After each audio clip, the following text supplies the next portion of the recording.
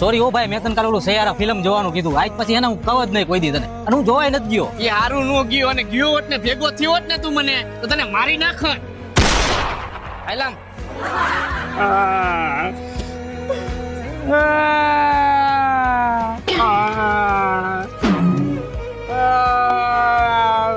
લા ગીલા કા રોસ તું કોઈ દી ને એટલો બધો હું કામ રોસી કેતો તારી માથે શું દુઃખ પડ્યું ઈ તો કેમ ને કાલ રાતે સૈયારા ફિલ્મ જોવા ગયો